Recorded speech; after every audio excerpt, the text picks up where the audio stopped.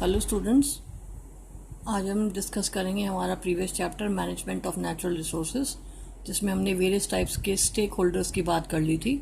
और हमने ये भी बात कर ली थी कि जो स्टेक होल्डर्स हैं, जो गवर्नमेंट फॉरेस्ट डिपार्टमेंट जो रूल्स बनाता है उनको कंजर्व करने के लिए नेशनल पार्क और सेंचुरीज़ में कन्वर्ट करके, तो उससे जो है जो लोकल पीपल की जो डिमांड्स है वो फुलफ़िल नहीं हो पाती और अल्टीमेटली जो सॉइल जो फॉरेस्ट का रिप्लेनिशमेंट है वो भी रुक जाता है। उसको एक्सप्लेनेशन के लिए हमने हिमालयाज़ के नोमैड शेफर्ड्स का एग्जांपल देखा था, जिसमें कि ग्रास है टॉल हो जाती है क्योंकि उसमें शेफर्ड्स अपनी शीप्स को ग्रेज नहीं करा पाते हैं, तो अल्टीमेटली जो न्यू ग्रोथ है वो स्टॉप हो जाती है। उसी तरह का एक और इंसिडेंस है जो हम अब पढ़ेंगे, वो है द चिपको आंदोलन।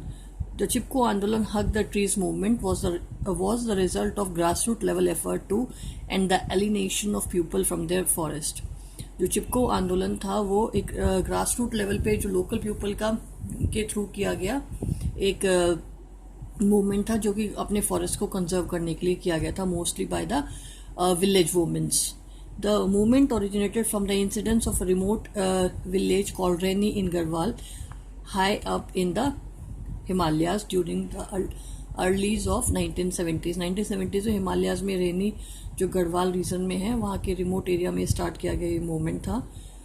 There was a dispute between the local people and the logging contractor who had been allowed to fell trees in a forest close to the village. एक डिस्प्यूट था लोकल पीपल और लॉगिंग कॉन्ट्रैक्टर में, जिसमें कि उसे allow किया गया था कॉन्ट्रैक्टर को कि फॉरेस्ट के ट्रीज को कट कर ले जो उस विलेज के पास थे.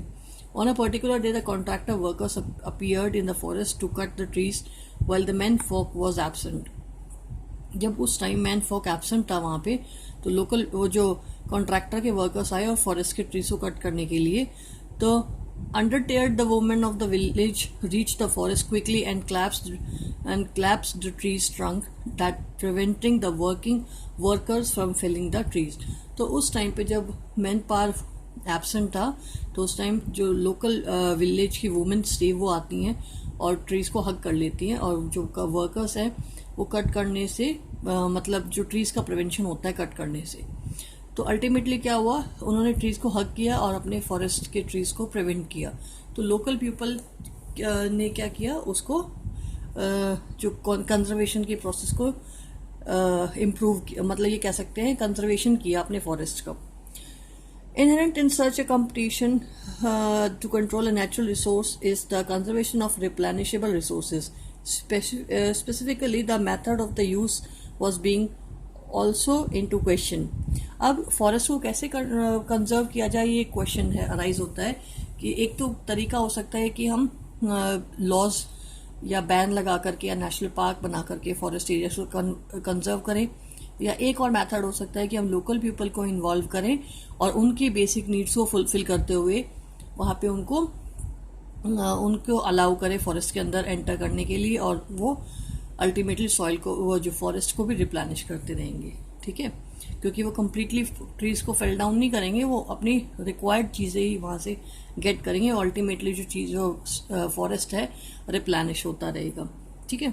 The contractor would have felled the trees, destroy them forever. The community traditional loop the branches and plug the trees. जैसे मैंने आपको बता दिया, कॉन्ट्रैक्टर सीधा ट्रीज को फेल डाउन करेगा, बट जो कम्युनिटी ट्रेडिशनल जो लूप पर है जो वो क्या करेंगे, सिर्फ ब्रांचेस और लीव्स को प्लग करेंगे, जिससे क्या रिप्लेनिशमेंट होता रहेगा रिसोर्सेज का, हमारे फॉरेस्ट का, allowing the resources to replenish over time. The Chipko movement quickly spread across communities and media and the force of government to whom the forests belong to rethink the priorities in the use of forest produce.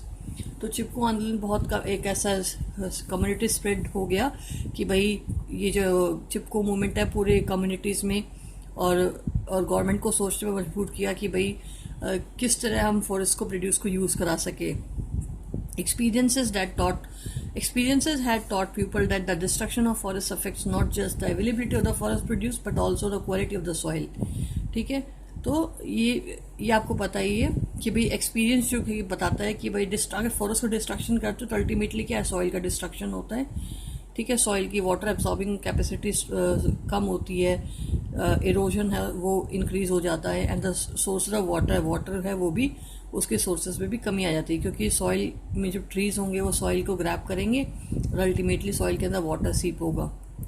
Participation of local people can need lead to the efficient management of the forest. और ये आगे देखा गया कि local people को involve करके अगर हम कंजर्वेशन या मैनेजमेंट का करें फॉरेस्ट का, तो वो ज़्यादा बेनिफिशियल है, वो ज़्यादा एफिशिएंट एज़ कम्पेयर टू हम उसको लॉज वगैरह बना करके रूल्स लगा करके बैन कर दें। ठीक है, अगर हम रूल्स लगाते हैं, बैन लगाते हैं, तो जो लोकल पीपल जो फॉरेस्ट में रहते हैं या उसके आसपास के एरियाज में रहते हैं, तो उनके बीच में और उनके और गवर्नमेंट के बीच में है कॉन्फ्लिक्ट्स क्रिएट होते हैं। उन कॉन्फ्लिक्ट से क्या होता है, जो थर्ड पर्सन है, जैसे जो नक्सलिटीज हैं या जो कि टेररिज्म है, उनको बेनिफिट मिलता है और वो फॉरेस्ट के अंदर अपनी जो एक्टिविटीज़ है वो इंक्रीज अप कर लेते हैं। तो अल्टीमेटली ना लोकल पीपल को बेनिफिट हुआ, ना फॉरेस्ट का कंजर्वेशन ही ढंग से हो रहा है, और ना ही और थर्ड चीज़ है, ये चीज़ इंक्रीज हो रही है क्या, टेररिज्म वगैरह, नक्सलिटीज वगैरह की। एक एग्जाम्पल है इसी तरह का, an example of peoples participation in the management of forest इन 1972। अभी हमने दो इंस्टेंसेस पढ़ लिए, एक तो हमने ये चिपको मूवमेंट पढ़ लिया, एक हमने नो मार्च एफर्ट्स पढ़ा था, और अब हम पढ़ रहे हैं ये वेस्ट बंगाल फॉरेस्ट डिपार्टमेंट का। In 1972, the West Bengal Forest Department recognized its failure in the reviewing the degraded sal forest in the southwestern district of the state. West Bengal forest department को फेलियर हो रहा था किसमें, कि जो साल फॉरेस्ट है उसके अंदर, किसमें, in the south western district में। Traditional method of the surveillance and policing had led to be completely alienation of the people from the administration। जो लोकल पीपल के मेथड्स हैं कंजर्वेशन वगैरह के, उसको बिल्कुल ही नेग्लेक्ट किया गया इस कंडीशन में, resulting in the frequent clashes between the forest officers and villagers. जिसके कारण क्या हुआ, फॉरेस्ट ऑफिसर्स और जो विलेजर्स है, लोकल पीपल है, उनके बीच में कॉन्फ्लिक्ट्स मतभेद क्रिएट हुए। Forest and land related conflicts in the region were also a major factor in fueling the militant pleasant movement led to the Naxalities। ये मैंने आपको बता दिया कि अल्टीमेटली इन दोनों के बीच में जो कॉन्फ्लिक्ट्स होता है वो किसको बेनिफिशियल होता है, जो मिलिटेंट्स जो पर्सन है उनको। Accordingly the department change it's strategies. Department ने अपनी स्ट्रैटेजीज चेंज की, मेकिंग अ बिगनिंग, और वो बिगनिंग कहाँ से स्टार्ट की, डिपार्टमेंट अराबरी फॉरेस्ट से, जो कहाँ पे है, मिदनापुर डिस्ट्रिक्ट में। Here at the instance of a far sighted forest officer A.K. Banerjee, villagers were involve in the protection, here at the instance of a far seeing forest officer A.K. Banerjee, villagers were involved in the protection of 1272 hectares of badly degraded sal forest। A.K. Banerjee जो forest department का officer था, उसने क्या किया, local people को involve किया किसमें, protection करने में, और किस एरिया को, इतने 8 हेक्टर्स एरिया को साल फॉरेस्ट के। उसके बाद उसने कहा कि आप इनकी केयर करो फॉरेस्ट की, हम इसके बदले में आपको रिटर्न करेंगे जो भी आपको प्रोटेक्शन चाहिए वो। इन रिटर्न जो भी उनको नीड चाहिए, जैसे फॉर्डर वगैरह। In return of the help in protection, villagers were given employment in both silviculture and harvesting operations. उसके बदले में गवर्नमेंट उन्हें क्या देगी, एम्प्लॉयमेंट प्रोवाइड करेगी सिल्वीकल्चर में, और हार्वेस्टिंग ऑपरेशन में है वो परसेंटेज प्रोवाइड करेगी बेनिफिट का, 25% जो है, 25% of the final harvest, and allowed fuel wood and fodder collection as the payment of a nominal fee. और उनको अलाउ करेगी जो जलाने के लिए लकड़ी और जो उनके चारा वगैरह है उनके कैटल्स के लिए पर्टिकुलर पेमेंट पे नॉमिनी फी के according. With the active and willing participation of the local community, the sal forest of the Arabari underwent a remarkable recovery. और इस तरह के प्रोसीजर को यूज़ करने के बाद 1983 में जो है उसका जो साल का जो फॉरेस्ट का प्रोडक्शन है वो कितना वैल्यूड कर इंक्रीज हो गया, 12.5 करोड़। इट मीन्स अगर हम लोकल पीपल को इन्वॉल्व करते हैं कंजर्वेशन और प्रोटेक्शन के काम में, तो अल्टीमेटली प्रोटेक्शन भी होता है, रिप्लेनिशमेंट भी होता है, और लोकल पीपल्स की नीड भी फुलफिल होती है। और जो कॉन्फ्लिक्ट्स क्रिएट होते हैं वो कॉन्फ्लिक्ट्स भी हट जाते हैं, मतलब कॉन्फ्लिक्ट्स भी क्लियर हो जाते हैं। ओके, तो हमने एक पढ़ लिया फॉरेस्ट, नेचुरल रिसोर्सेज की जब हम बात करें तो हमने नेचुरल रिसोर्स एक पढ़ लिया है फॉरेस्ट। अब हम अगला नेचुरल रिसोर्स पढ़ेंगे, वो होगा हमारा water, water for all. Water is a basic necessity for all the terrestrial form of life, हमें पता है ये बात। We studies in the class 9th about the importance of water as a resource, the water cycle and the human interventions pollute water bodies. However, humans intervention also changes the availability of the water in various seasons. ये भी हम सब पढ़ चुके हैं कि terrestrial life के लिए वाटर बहुत इंपॉर्टेंट है, और हम प्रीवियस क्लासेस में वाटर साइकिल, वाटर रिसोर्सेज के बारे में पढ़ चुके हैं, और हम कैसे उसको पोल्यूट करते हैं, और वाटर पोल्यूशन और पॉल्यूटेंट्स हम प्रीवियस जो क्लास है उसमें डिस्कस कर चुके हैं। ठीक है, और हम इसको आगे पढ़ेंगे। अब जो हम पढ़ेंगे वो है, after the above activities you would be very surprised to learn that reasons of water scarcity are also closely related to reasons of the acute poverty. अभी हम यहाँ पढ़ते हैं कि जो वाटर की जब स्कैरिटी होती है तो वो एक्यूटली अफेक्ट करती है किसको, पॉवर्टी को। मीन्स वो रिलेटेड है एक्यूट पॉवर्टी, जैसे बारिश वगैरह नहीं होगी, वाटर कम होगा तो पॉवर्टी इंक्रीज होनी ही होनी है, क्योंकि हमारा जो इंडिया है वो, इंडिया का जो फार्मर है वो टोटली डिपेंड करता है किस पे, मॉनसून पे। Is it clear? तो डायरेक्टली वो किस पे डिपेंड है, वाटर पे। A study of rainfall pattern does not reveal the whole truth behind the water availability in various regions in India. Rain in India are largely due to monsoon, this means the most of the rainfall in a few months of a year. अब हमें पता है कि India है वो depend करता है, India का जो फार्मर है वो डिपेंड करता है रेन पे, और रेन से उसको वाटर अवेलेबिलिटी मिलती है। और रेन किस पे डिपेंड करती है, मॉनसून पे, जो कि अप्रॉक्स फ्यू मंथ्स के लिए एक ईयर में आती है। Despite nature of monsoon boundary, failure to sustain water availability undergoes has resulting large from the loss of the vegetation cover. अगर मॉनसून मतलब फेल हो जाता है तो बहुत सारा वेजिटेशन लॉस होता है, diversion of high water demanding crop and pollution from the industrial effluent and urban waste. तो इन सब कंडीशन से वाटर पे और ज़्यादा प्रेशर पड़ता है। Irrigation method like dams, tank, canal have been used in various part of India since ancient time. तो इसी चीज़ को ओवरकम करने के लिए कि भाई वाटर की स्कैरिटी ना हो, एंशिएंट टाइम से ही क्या है यूज किए जाते हैं वाटर को कंजर्व करने के वेरियस मैथड्स और इरिगेशन मैथड, जिसमें हम इरिगेशन मैथड्स का यूज़ कर सकते हैं, डैम्स, टैंक्स, कैनाल्स। ठीक है, there were generally local interventions managed by local people and assured that the basic minimum requirement for both agriculture and daily need were met throughout the year.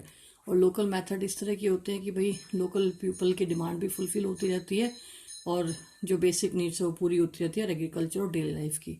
The use of these stored water are strictly regulated and optimum cropping pattern based on the water availability were arrived on the basis of decades of centuries of experiences. The maintenance of these irrigation system were also be local affair. It means अगर हम notice करते हैं तो ये जो ancient time से methods use की जा रही है कंजर्वेशन ऑफ वाटर में to fulfil the demands of agriculture and the basic needs of daily life, तो इस केस में ये मेंशन, ये देखा गया, एक्सपीरियंस किया गया है कि जो लोकल मैथड्स है वो ज़्यादा इफेक्टिव हैं। ठीक है, बट वही बात है जैसे कि क्रॉप वाले केस में हुआ था, फॉरेस्ट वाले केस में कि उन्होंने जैसे ब्रिटिशर्स आए थे, फॉरेस्ट को क्लियर किया और पर्टिकुलर एक ही टाइप के क्रॉप उगाया, जैसे यूकेलिप्टस, टीक, सा। ठीक है, तो अल्टीमेटली उससे क्या हुआ, लोकल पीपल की नीड भी फुलफिल नहीं हुई और सॉइल का रिप्लेनिशमेंट भी नहीं हुआ, फॉरेस्ट का रिप्लेनिशमेंट भी नहीं हुआ। इसी तरह हम वाटर का भी पढ़ते हैं, वाटर में भी लोकल पीपल के इन्वॉल्वमेंट से, लोकल पीपल के मेथड से कंजर्वेशन ऑफ वाटर होता रहता है और सेकेंड रिप्लेनिशमेंट भी हो रहा है, और हमारा जो लोकल पीपल की नीड है वो भी फुलफिल हो पा रही है इरिगेशन और डेली लाइफ की। The arrival of the British changes this system as it change many other things, जैसे कि और चीज़ों को चेंज किया, ब्रिटिशर्स ने इस मैथड को भी चेंज किया, इस सिस्टम को भी चेंज किया, लोकल मैथड वाले को। The conception of large scale project, large dams and canal traversing large distances were first conceived and implemented by the British and carried on with no less gusto by our newly formed independent government. जब Britishers आए तो उन्होंने large scale पे क्या start किए, dam बनाने और canal system को बनाने में जो आज भी हमारी गवर्नमेंट है वो यूज़ करती है। This mega project led to the neglect of the local irrigation methods, और इससे क्या होता है, इन लोकल मेथड्स को नेग्लेक्ट किया गया कि भाई लार्ज कैनाल सिस्टम को यूज़ किया गया और लोकल जो मैथड्स हैं उनको नेग्लेक्ट किया गया। The government also increasing took over the administration of these system led to the loss of control over the local water resources by the local people।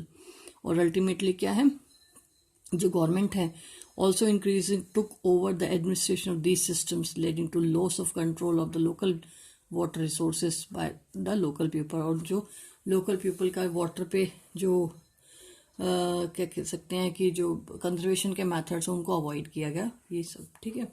जैसे एक एग्जांपल अगर हम इसी में बात कर रहे हैं डैम्स की, क्योंकि ब्रिटिशर्स आए तो उसने डैम और कैनाल सिस्टम को इंक्रीज अप कराया था, मतलब यूज़ किया था वाटर कंजर्वेशन के लिए, इरिगेशन वगैरह के प्रोसेसेस के लिए। तो हम इन डैम्स को फर्स्ट ऑफ ऑल पढ़ते हैं। आपने सोशल साइंस में डैम्स को इजीली पहले भी पढ़ा होगा, और उससे होने वाली जो प्रॉब्लम्स है, कंस्ट्रक्शन ऑफ डैम से होने वाली प्रॉब्लम्स है, वो भी पढ़ी होंगी। वही सब हम इस टॉपिक में डिस्कस करेंगे। Why do we seek to build dam? The large dams can ensure the storage of accurate water not just for irrigation but also for generation electricity।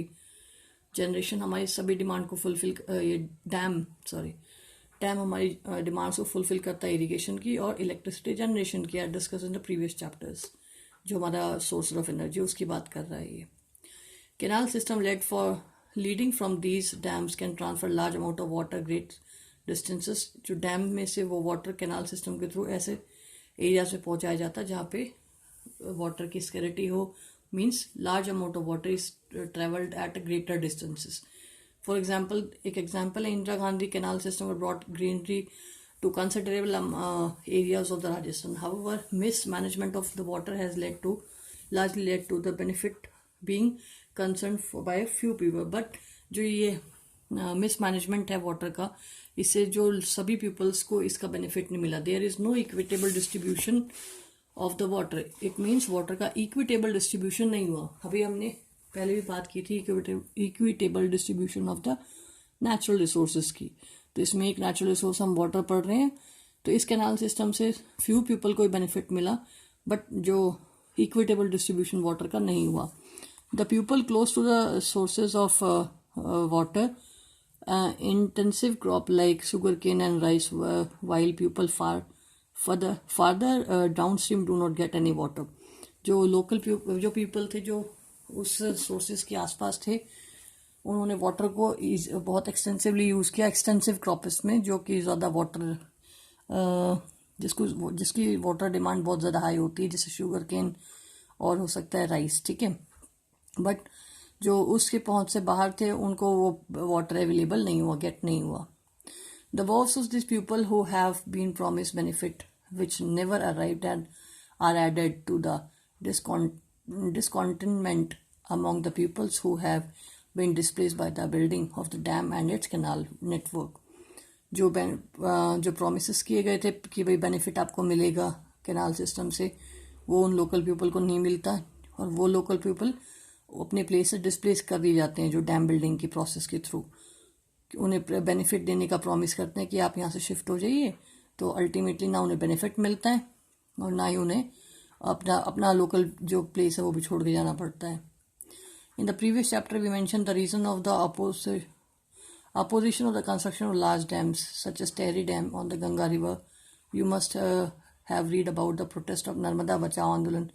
और इसी चीज़ को कि भी लोकल जो पीपल हैं उनकी डिमांड फुलफिल नहीं हो पाती है, उनको बहुत सारी प्रॉब्लम फेस करनी पड़ती है। तो वेरियस जो स्टेक होल्डर्स हैं, जैसे वाइल्ड लाइफ एंथुजियास्ट, वो क्या करते हैं, अब यहाँ पे ये वाइल्ड लाइफ एंथुजियास्ट अपने आप में स्टेक होल्डर हैं, किस रिसोर्स में, वाटर में। तो वो क्या करते हैं, प्रोटेस्ट करते हैं, जैसे नर्मदा बचाओ आंदोलन कि भाई नर्मदा को सेव करो, about the rising of the height of the Sardar Sarovar dam on the river Narmada, ठीक है। criticism about large dam addresses three problems in particular। Three problems कौन सी हैं डैम कंस्ट्रक्शन से? सोशल प्रॉब्लम, इकोनॉमिक प्रॉब्लम और एनवायरमेंटल प्रॉब्लम।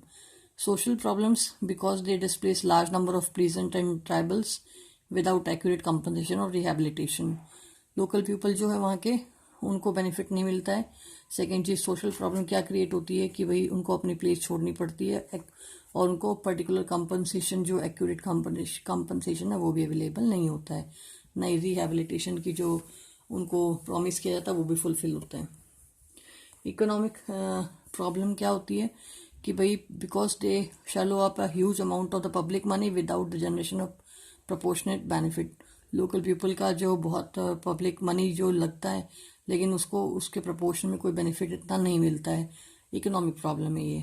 एनवायरमेंटल प्रॉब्लम क्या है कि भाई लार्ज अमाउंट ऑफ डिफॉरेस्टेशन होता है, आसपास का एरिया क्लियर करना पड़ता है, डिफॉरेस्टेशन होगा जिससे बायोलॉजिकल डाइवर्सिटी वो भी लॉस होती है। ठीक है। और अगर और प्रॉब्लम्स की बात करें तो और ग्लोबल वार्मिंग इंक्रीज हो जाती है। कैसे? क्योंकि जो ट्रीज वगैरह कट होते हैं आसपास के एरियाज के, वो डंप करते हैं किसमें? अल्टीमेटली उन्हीं वाटर रिसोर्सेज में। तो क्या होता है, मीथेन गैस डेवलप होती है एनारोबिक डिकम्पोजिशन से। और मीथेन गैस अपने आप में क्या है? ग्लोबल वार्मिंग इंक्रीजिंग गैस है। और वो अल्टीमेटली वाटर का टेम्परेचर राइज अप कर दे तो एक्वेटिक लाइफ डिस्ट्रॉय होती है। Is it clear? The people who have been displaced by various development projects are largely poor tribals who do not get any benefit from these projects. और जो benefit नहीं मिलता वो कौन से हैं? जो ट्राइबल्स है, लोकल पीपल है वहाँ की। And are aligning from their hands and forest without accurate compensation, ये हमने बात कर ली है। The oustees of the Tawa dam built in 19th century are still fighting for the benefits they have promised. एक एग्जाम्पल है कि आज भी वो लोग 1970 से लेकर के आज भी बेनिफिट्स के लिए क्या कर रहे हैं, जो फाइट कर रहे हैं, जो उन्हें प्रॉमिस किए गए थे जब डैम फॉर्मेशन हुआ था। ओके, नाउ अब है जो अगला मेथड है वाटर हार्वेस्टिंग। जैसे हमने डैम डिस्कस किया, अब हम डिस्कस करेंगे वाटर हार्वेस्टिंग टेक्निक का। ये एक साइंटिफिक मेथड है बेटे। ठीक है। इसमें सबसे वाटर हार्वेस्टिंग में बात करेंगे, दो प्रोसेस है बेटा, एक वाटर हार्वेस्टिंग और एक water shed management. Water harvesting में सिर्फ हम वाटर को कंजर्व करने की बात करते हैं, रेन वाटर को, जबकि वाटर शेड मैनेजमेंट में हम बात करते हैं रेन वाटर कंजर्वेशन के साथ साथ जो हमारे सॉइल कंजर्वेशन के लिए भी, कि सॉइल कंजर्व रहे। और वो कैसे रहेगी? जब हम उसमें ट्रीज़ वगैरह रेगुलर लगाएंगे, क्योंकि वो ट्रीज़ हैं उस रेन वाटर को स्लो डाउन करेगा और उसको सीप कराएगा सॉइल के अंदर। तो सॉइल है वो भी इरोजन नहीं होगी, सॉइल इरोजन भी नहीं होगा, सॉइल भी कंजर्व हुई। और सेकेंड चीज़ वाटर है वो भी डीप सीप करता चले जाएगा और ग्राउंड वाटर टेबल बढ़ेगी। तो वाटर कंजर्वेशन भी हुआ और सॉइल कंजर्वेशन भी हुआ। किसमें? वाटर शेड मैनेजमेंट में। Water shed management emphasis scientific soils and water conservation in order to increase the biomass production. ठीक है, ये मैंने आपको बता दिया अभी। The aim is to develop the primary resources of land and water, to produce secondary resources of plants and animals for the use in manner which will not cause ecological imbalance. Watershed management not only increase the production and income of the watershed community but also mitigate the drought and flood and increase the life of the downstream dam reservoirs. बता दिया मैंने आपको ये बात कि जो water shed management है वो सॉइल कंजर्वेशन पे इफेक्ट करता है, मतलब सॉइल कंजर्वेशन भी इंपॉर्टेंट है और वाटर भी। जिससे क्या होता है, जो फ्लड और ड्रॉट वाली कंडीशन है वो डिक्रीज हो जाती है और लाइफ है वहाँ पे अच्छे से डेवलप कर पाती है उस डाउन स्ट्रीम एरियाज में जहाँ पे कि फ्लड वगैरह की कंडीशन डेवलप हो जाती थी। अब क्योंकि ट्रीज लगेंगे तो वाटर का फ्लो स्लो डाउन हो जाएगा, तो अल्टीमेटली ड्रॉट और जो फ्लड वाली कंडीशन प्रिवेंट अप हो जाएगी। वही केस ड्रॉट के साथ है। Various organizations have been working in regenerating the ancient water systems for water harvesting as an alternative for the mega projects. जो मेजरली जो बहुत सारी कम्युनिटीज़ हैं या कह सकते हैं ऑर्गेनाइजेशंस हैं, वो अभी भी लोकल इन्वॉल्वमेंट को इम्पोर्टेंस देते हैं कि हम इतने बड़े बड़े मेगा प्रोजेक्ट्स जो डैम वगैरह बनाने के हैं उन पे ध्यान ना देकर के अगर हम लोकल मेथड्स को जो यूज़ करते थे उनको अगर हम यूज़ करें तो हम जो है बहुत सारी जो हमारी वाटर जो लोकल पीपल उनकी नीड भी फुलफिल कर पाएंगे और वाटर का हार्वेस्टिंग भी होता रहेगा। These communities have been hundreds of indigenous water saving methods of capture a very tickle of water, every tickle of water that had been fallen on the land, dug small pits and lakes, put in place simple watershed system, built some earthen dams, construction dukes, sand and limestone reservoirs, set up rooftop water collecting units है। ये कुछ methods हैं जिसके कारण हम क्या कर सकते हैं, वाटर कंजर्वेशन करा सकते हैं। This has been recharge ground water level and enough and even brought river back to life. इससे क्या होगा, जो ग्राउंड वाटर का लेवल है वो बढ़ भी जाएगा और सेकेंड चीज़ रिवर्स का वाटर है वो भी इंक्रीज अप हो जाएगा। आप नोटिस करो जो हमारे विलेजेस है उसमें हर एक गाँव में अपना एक वाटर का स्टोरेज का एक बहुत बड़ा एरिया होता है जिसे हम जोहड़ बोलते हैं। जोहड़ जो होता है अल्टीमेटली पूरे गांव में जो ढलान वाला एरिया होता है वहाँ पे होता है, झील वाला एरिया। और अल्टीमेटली जितना भी गांव का वाटर होता है रेन का वो सीप अप करता है कहाँ पे, उस जोहड़ में। तो अल्टीमेटली सॉइल जो है, जो ग्राउंड वाटर है वो भी रिप्लेनिश होता रहता है और जो रिवर्स का है, जो वाटर टेबल है वो भी बढ़ गया और रिवर्स भी का वाटर भी इंक्रीज अप हो जाता है अगर उसके आसपास कोई रिवर है तो। नेक्स्ट ये कुछ मेथड्स है, ये आप खुद पढ़ना बेटा कि वाटर के ओल्ड एज कॉन्सेप्ट से, जैसे खादिन्स है, नादिर्स है, ये आपने एसएसटी में भी पढ़ा होगा। आपको ये नेम्स याद कर लेना कि राजस्थान में कौन सा है, महाराष्ट्र में कौन सा, टाल्स और बंधास, ये जो मेथड्स हैं ये सारे ये आप यूज़ कर लेना, पढ़ लेना, याद कर लेना। Giving people control over their local water resources ensure this mismanagement and over exploitation of these resources reduce. अगर हम लोकल पीपल के ये वाले मेथड्स यूज़ करते हैं तो क्या होगा, अल्टीमेटली मिसमैनेजमेंट है वो स्टॉप हो जाएगा, जो चीज़ों को ओवर एक्सप्लॉयटेशन है वो भी स्टॉप होगा और दीज रिसोर्सेज इज रिड्यूस और रिमूव। मीन्स मिसमैनेजमेंट भी रिमूव होगा और एक्सप्लॉयटेशन भी रिड्यूस अप हो जाएगा अगर हम लोकल मेथड्स को यूज़ करते हैं in the conservation processes. Okay, अब आगे हम इसमें देखते हैं। In large level terrains the water harvesting structures are maintaining recent shaped earthen embankment और low straight concrete and rubble check dams built across the seasonally flooded gullies. एक मेथड है जिसमें कि हम क्या कर सकते हैं, अर्दन एम्बार्कमेंट बना सकते हैं लोअर एरियाज पे, जिसमें क्या हो सकता है कि एक चेक डैम की तरह, तो अल्टीमेटली जो वाटर है वो कंजर्व हो जाएगा, वाटर है स्टोर हो जाएगा। Monsoon rain fill ponds behind the structures, monsoon का वाटर उन्हीं स्ट्रक्चर्स में, उनके पीछे क्या हो जाएगा, स्टोर हो जाएगा। Only the large structure hold water year around, most dry up 6 months or less after the monsoon. Their many purposes, however, is not to hold surface water, but ultimately जो हमने methods बोले, जो local methods हैं, उससे क्या होगा कि जब मानसून नहीं रहेगा, मतलब मानसून का सीजन जब चला जाता है उसके अप्रॉक्स 6 मंथ्स तक भी हमारी वाटर डिमांड से फुलफिल होती रहेंगी और अल्टीमेटली जो ग्राउंड वाटर है वो भी रिचार्ज रहेगा। The advantage of water stored in the ground are many. In the ground are many. It does not evaporate but spread out to recharge wells. इससे क्या होगा कि जो अंडरग्राउंड वाटर जितना होगा वो इवोपरेट नहीं हो पाएगा क्योंकि वो अंडरग्राउंड है। सेकंड, जो हमारी जो डग वेल्स हैं, जो हमारे रिचार्ज वेल्स हैं, वो रिचार्ज होते रहेंगे, मतलब जो कुएं उनमें पानी रहेगा अगर हम सॉइल ये लोकल मेथड से वाटर को स्टोर करते हैं तब, क्योंकि ग्राउंड वाटर रिचार्ज हो चुका है। ठीक है। In addition it does not provide breeding ground for mosquitoes. Ultimately जब सॉइल के अंदर वाटर रहेगा तो उनको जो मॉस्किटोज है वो ब्रीड अप नहीं कर पाएंगे, like the stagnant water collected in the pond और आर्टिफिशियल लेक्स। ठीक है। इसका मतलब कि लोकल मेथड्स को यूज़ करके हम क्या कर सकते हैं, ग्राउंड वाटर को इंक्रीज करा सकते हैं। और ग्राउंड वाटर किसे इंक्रीज होने से क्या बेनिफिट होगा कि वो इवोपरेट नहीं होगा, हमारे जो वेल्स है वो रिचार्ज रहेंगे पानी से। सेकंड चीज़, मॉस्किटोज वगैरह की ब्रीडिंग वाली कंडीशन नहीं रहेगी। The ground water is also relatively protected from the contamination of human and animal waste. और जो ह्यूमन और एनिमल वेस्ट है वो भी उसके अंदर नहीं ऐड हो पाएगा, वो भी उससे प्रोटेक्ट अप रह पाएगा। Is it clear? नेक्स्ट हम अपना रिसोर्स पढ़ेंगे कोल और पेट्रोलियम। ठीक है।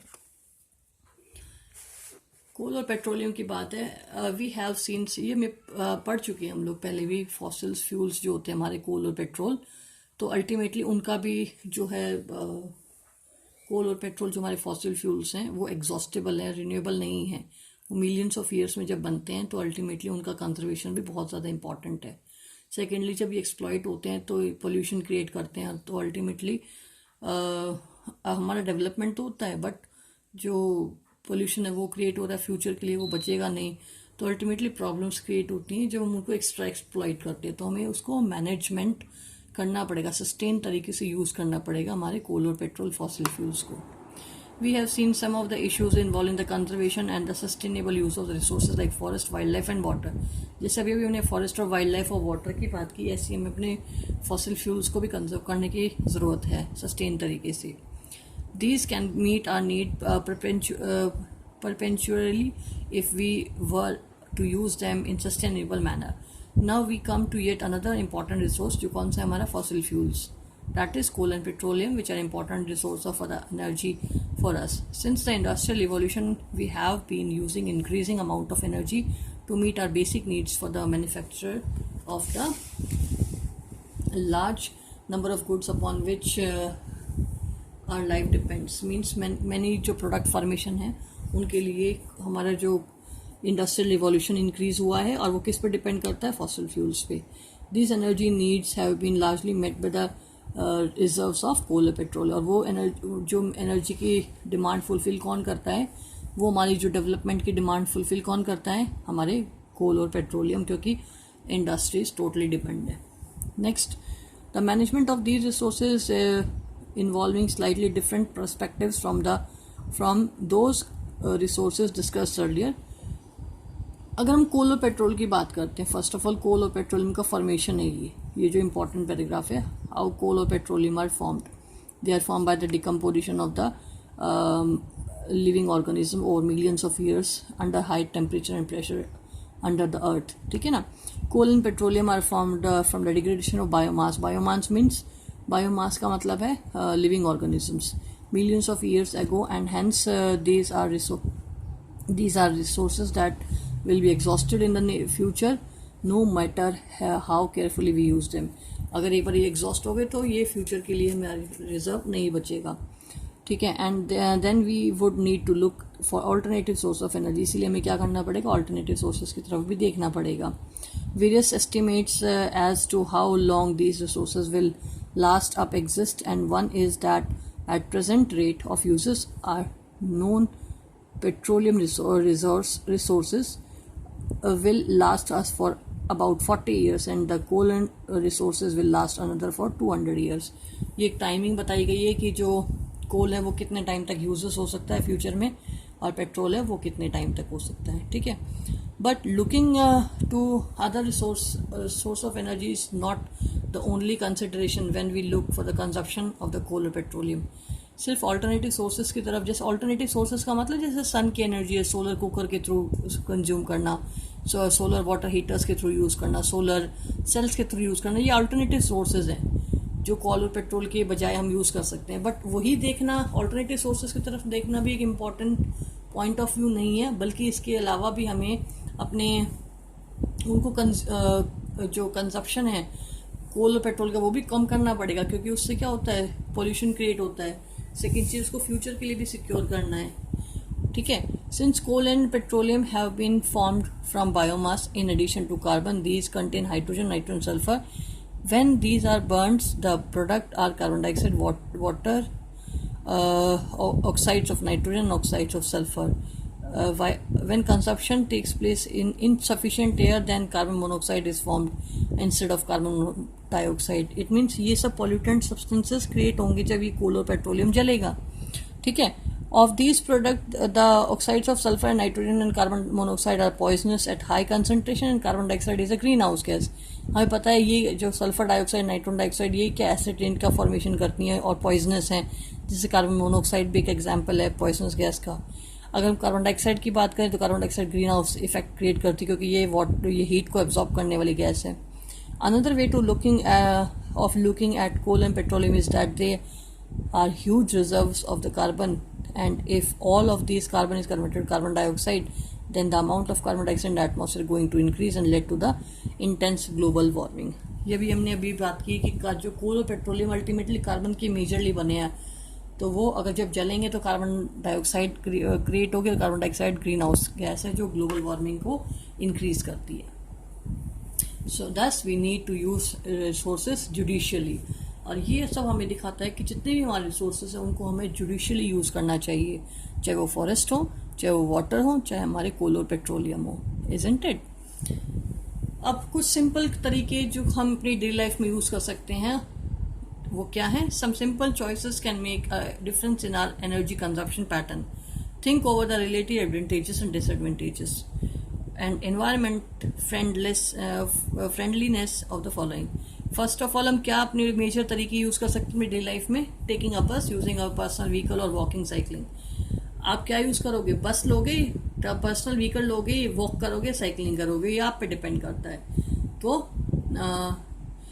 हम देख सकते हैं अगर हमें शॉर्ट डिस्टेंस करना है तो हम वॉकिंग और साइकिलिंग कर सकते हैं, नहीं तो हम क्या करेंगे? Taking a bus as compare to personal vehicle. Using bulbs और fluorescent tubes in our home. हम बल्ब यूज़ करें या फ्लोरोसेंट ट्यूब यूज़ करें? फ्लोरोसेंट ट्यूब यूज़ करेंगे। क्यों? क्योंकि ये एनर्जी कंजप्शन कम करता है, जबकि बल्ब हाई एनर्जी कंज्यूम करता है। यूजिंग द लिफ्ट और टेकिंग द स्टेयर। आप लिफ्ट यूज़ करना चाहोगे, स्टेयर यूज़ करना चाहोगे? स्टेयर्स करेंगे, लिफ्ट में एनर्जी कंजर्व करनी है, हमने इलेक्ट्रिसिटी भी कंजर्व करनी है ना। वियरिंग एक्स्ट्रा स्वेटर और यूजिंग हीटर डिवाइसेस। अब सर्दियाँ हैं तो आप एक्स्ट्रा स्वेटर पहनोगे या हीटर यूज़ करोगे? हम एक्स्ट्रा स्वेटर पहनेंगे ताकि हमारे जो रिसोर्सेज है, एनर्जी है, वो बची रहे। मीन्स हम अपने डेली लाइफ में चेंजेस लेके आए तो हमारे रिसोर्सेज पे जो बर्डन है, उनका एक्सप्लॉयटेशन है, वो स्टॉप हो सकता है। ठीक है।